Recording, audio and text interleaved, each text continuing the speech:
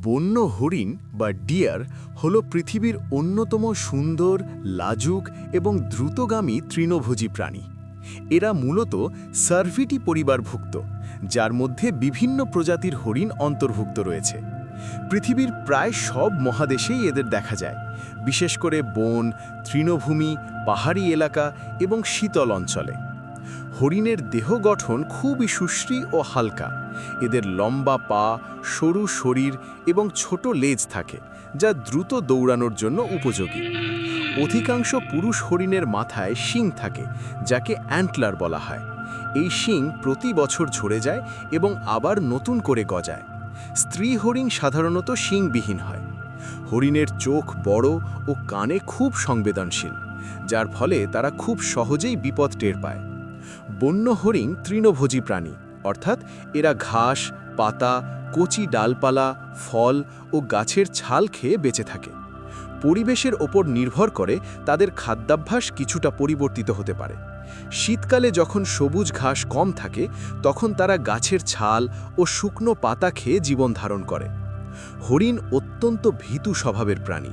সামান্য শব্দ বা নড়াচড়া অনুভব করলেই তারা দ্রুত দৌড়ে পালিয়ে যায়। তাদের দৌড়ানোর গতি অনেক বেশি, যা শিকারীদের হাত থেকে বাঁচতে সাহায্য করে। হরিণ সাধারণত দলবদ্ধভাবে বসবাস করে, তবে কিছু প্রজাতি একাকী জীবনও পছন্দ করে। প্রজননের সময় পুরুষ হরিণ নিজেদের মধ্যে লড়াই করে, যা অনেক সময় বেশ তীব্র হয়। এই লড়াইয়ের মাধ্যমে শক্তিশালী পুরুষটি স্ত্রী হরিণকে নিজের সঙ্গী হিসেবে পায়। স্ত্রী হরিণ সাধারণত বছরে একবার 1 থেকে 2টি বাচ্চা জন্ম দেয়। নবজাত হরিণের গায়ে সাদা দাগ থাকে, যা তাদের প্রাকৃতিকভাবে লুকিয়ে থাকতে সাহায্য করে। বন্য হরিণ পরিবেশের ভারসাম্য রক্ষায় গুরুত্বপূর্ণ ভূমিকা পালন করে। তারা গাছপালার বৃদ্ধি নিয়ন্ত্রণ করে এবং খাদ্য শৃঙ্খলের একটি গুরুত্বপূর্ণ অংশ হিসেবে কাজ করে।